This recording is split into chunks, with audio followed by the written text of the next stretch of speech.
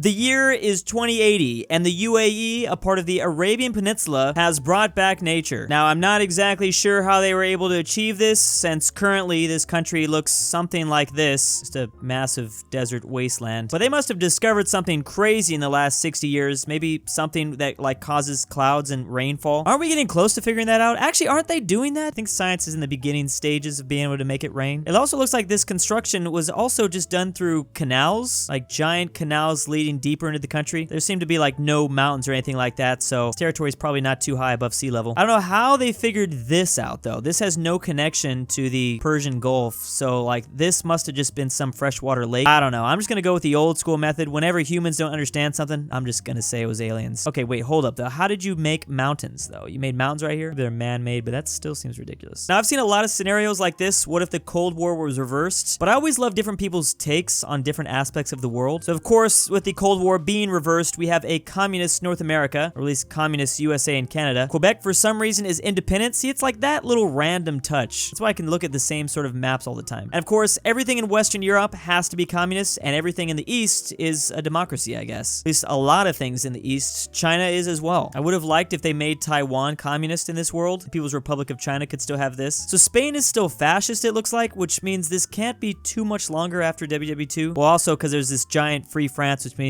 the French haven't left Africa yet. Of course, all those old British colonies are following the same communism as well. United Kingdom of Australia and the Pacific. Why does it look like they're democracies over here or something? I think they should have had their name changed. Love this little detail. We have the Socialist Republic of Vietnam in the south and the Republic of Vietnam in the north. Democratic China is going to want to keep that safe. Also, yeah, Tibet is free. I don't know exactly what happened to India. Why would India be more divided in this scenario? India could be almost the same, couldn't they? They were like weirdly towing the line between democracy and communism for a little bit there. Korea has also seen its peninsula swap with more than likely Kim Jong-un in the south. And then why is Japan split up? Why isn't Japan just communist? If this is supposed to be like a perfect mirror of our universe, I don't get some of these changes. The state of Japan versus the People's Republic of Japan. I guess it's not supposed to be perfectly mirrored or anything. And of course, as always, such a meme, but nothing has changed in South America. Cuba is going to be like this democratic stronghold. The year is 2082, and a lot of really horrible things have happened. Basically, a world where we created a sentient android that could feel emotion, and that was also connected to the internet, and as you could probably tell, it all went downhill from there. I guess this map is called the World of Singularity, and surprisingly, we actually have a small change in Central America. This person was able to do what no one is ever able to accomplish, finally have a backstory where these countries do something. The Central American Federation is back. Panama is doing their own thing, though. They got the canal. They don't need no friendship. Something bad happened with Mexico, as Baja California is now part of the states. We also have ourselves a little Caribbean Federation, it looks like. The European Union has become to officially unite, although not everyone is a part of this team. Poland has dropped out, as well as a lot of Eastern Europe. United Kingdom has taken over Ireland, or is Ireland their own thing? I think this AF thing is supposed to represent some sort of faction. And Russia has had a really tough time these last few decades. The Democratic Republics of Siberia, this Russian Federation, also the United Stand Lands, or almost the United Stand Lands. Unfortunately, Kazakhstan didn't join in. We were so close to greatness. China has taken over Vietnam, as well as they probably have a lot of puppets down here. There's this massive sphere of influence thing going on. We gotta check out some of these alliances. I like that Africa's kind of building up too as well. This is the Anglo and Sino spheres, so it's some sort of basic AI Cold War going on. The USA leads this team and most of the Western Hemisphere, except for Venezuela and Cuba, of course. They are kind of the random ones over here. The more purple nations, I guess, represent more of the middle areas. The continent of Africa is very divided. Unlike Europe, Europe is pretty much one-sided. They even got India on their side somehow. And of course, Oceania, they're blue too. I feel like the blue side still has a little bit more power, especially when you give India, and this is a dark blue too. This is not like just some middle neutral nation. Yeah, this thing went definitely deep into the lore. We even have a map mode showing the largest cities in this AI universe. Silicon Valley City becomes a big deal, as well as the starport. Hey, Elon! Mumbai has the most population though. Of course, India, they still pumping out a lot of babies. Somehow New York City is revived and they become the second. Then Nigeria, this place in East Africa. Where the hell is China? Is China not like reproducing as much? China's top city, Shanghai, is in 10th place. I also love to see how much money they're making, GDP per capita. Yeah, Africa got a lot of people over here. Maybe I am underestimating the power of the eastern side because China's got a lot of friends in this region. region. I will say that's pretty unique. A map based around a dystopian future with a sentient AI. I feel like that's just a little bit too real. A world where the Marmara Republic becomes independent after being tired of carrying the Turkish economy. This region has decided to go out and do its own thing. I see they did not rename Constantinople though. Thought that was going to be an Easter egg for some reason. There's an inclusion of railways, cities, capital cities, primary roads. Is there even like a separatist movement in this part of the country? I've never heard of this place before. Is it actually called the Marmara Republic too? I feel like they could definitely work on this flag though. That's a little bit weird. I wonder what Greece is going to feel about all this. A Columbia propaganda map against the Roman Empire that I apparently never fell. Know your enemy, know your friend. We've entered a new age since the Great War. Rome has drifted from the democratic world and turned in on itself. Apparently it has surrounded itself with quasi-satellite states, Arabia, Mali, the Gauls, and the reason for this propaganda poster is to create an alliance to counter Rome's imperial influence. They want to bring together Ethiopia, Persia, Prussia, Sweden. Is this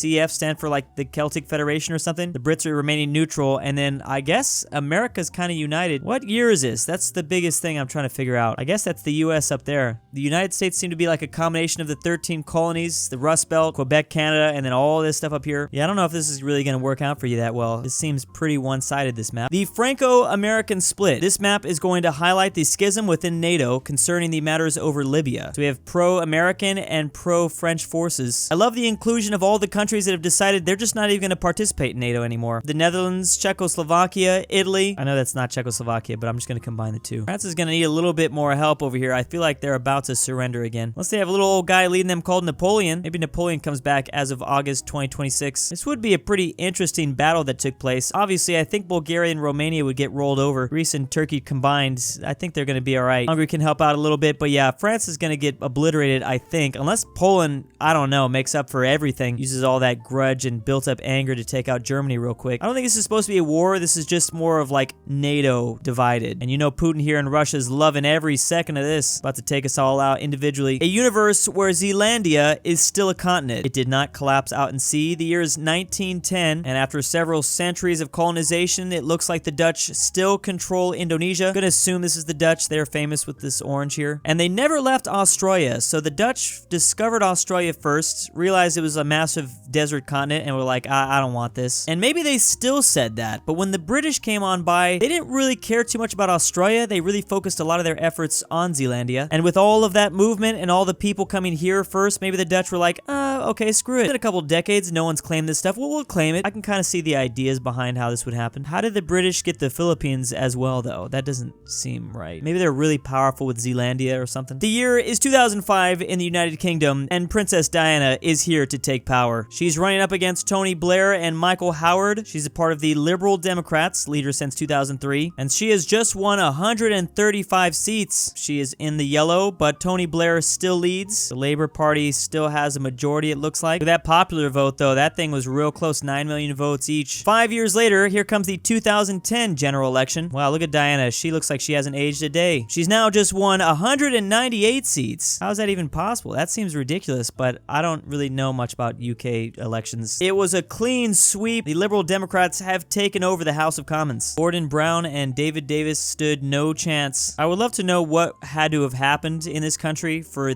it to be such a landslide like this. A little bit of extra lore could have been nice. And here's the rest of her Wikipedia box. Diana here in June 2010, starting as the deputy leader of the Liberal Democrats, then becoming the foreign affairs lady. Would this be a problem at all for the UK, for this princess to just, you know, be so politically powerful? Is there no rules against that? You're gonna let this Wales princess just take things over? The year is 1908, but Napoleon Bonaparte never came to power in France, although that kingdom of France is still looking pretty big and juicy. So without Napoleon, there's a whole lot of things that never really happened. The Holy Roman Empire is still here. There is no united Germany or Italy. There's an Italian federation, but the peninsula itself is not unified. There's pretty much nothing but kingdoms, it looks like. The Ottomans look to still be doing okay, maybe? I don't know. There's also a United Kingdoms of Scandinavia. France still has their normal French colonies here in Africa, it appears. Power shift would completely throw Europe upside down. Who would be the strongest in this world? I wouldn't even begin. I mean, I'm sure the UK got to be up there. Kind of want to know if, like, they still have Louisiana. I would assume the French would still have all of Louisiana. They got to be like a colonial powerhouse. The history of Germany and Italy from unification to present day. Or basically, if Germany and Italy kind of switched histories, which would mean that we have the Papal States here in Western Germany. There's still still a kingdom of Prussia, though, and the two kingdoms of Austria or something like that. And the Italian peninsula is a lot more divided, but there's also this kingdom of Sicily. They're starting to unite stuff. Year's 1847, by the way, but when we go up to 1910, we do have a united kingdom of Germany and not so united Italy. There's the Italian Empire and then Sicily. So they're just gonna have to come together, which I think they will. It's 1942 and the kingdom of Germany is getting even bigger. We have some satellite states here with Hungary, the Czech Republic, or the government of Czech. And down here towards the south, it looks like Rome has basically come back, the greater Italian Imperium. I wonder how all these surrounding countries feel about all this. I can only imagine. It's 2021 and I've seen those borders before. This is kind of spooky. I don't like seeing Germany with these borders. And Italy is back to being divided. Could this be due to the Cold War or something? Got too big too fast? Which one is more developed? I'm assuming maybe the Italian Federation Republic. This is more if they changed histories like 150 years ago and then a bunch of other random shit happened. That would have been good to know. Here's a map of what if America was medieval, or basically that old Crusader Kings mod. Did that thing ever release? Now, I don't know if this is supposed to have a similar backstory, but I know in that scenario, some sort of apocalyptic event took place, sending us all into, I don't know, basically like Mad Max world. And then instead of learning like that, you know, medieval times was not that fun, we all just go back to medieval times in the States. So there's the Kingdom of Illinois, way bigger than the Illinois that I've seen. We've got the Grand Duchy of Madison. Wisconsin isn't even here. Kingdom of Green Bay. I can just smell the cheese. Kingdom of Indiana, and then randomly the Duchy of Egypt. Where did they come up with this? They just worshipped Egypt down here. They brought back Cairo. It's also a New Jerusalem, because you might as well. Kingdom of Bluegrass. Oh, they must have great music over here. Empire of Ohio, because it's got to be an empire. I've never seen an Ohio in any other scenario like this. When it's not an empire, I feel like it has to have this word in front of it. Imagine all the random night stabbings that happen in this city too. People on horseback just doing drive-bys with bows and arrows. I would love to see more. I wish this map was expanded to see like all of North America. How did Chicago go free too? They're just doing their own thing over here. I guess this is actually a perfect opportunity to check out what they're doing in the CK3 mod after the end. Because here's pretty much a version of all of the states. Okay, definitely not quite as crazy in the Rust Belt as we just saw. California going wild though. I appreciate that. SoCal, the Valley. Oh my god, the Valley girls from here. So like annoying. Definitely stan a united New England over this way. The Nordic speaking nations of Europe after the end of the Viking Age. And this Kingdom of Norway is looking pretty nice, getting a lot of Scotland and all of Iceland still. Does Denmark have complete control over England or something? And in green we have the Danes and Norwegians. Sweden out here just doing their thing, conquering Finland like they always do. But there's a little combination of Danes and Swedes here in the Duchy of Prussia. So this would lead to a whole lot of stuff. I'm gonna just assume that the Nords never really get pushed back. They stay here forever. I feel like there'd be a lot more fighting that happens here. Maybe less around the world though. Someone has balkanized the Indian subcontinent just so that if anyone wasn't having enough nightmares at night, now you'll have a little more. There's nothing scarier than seeing this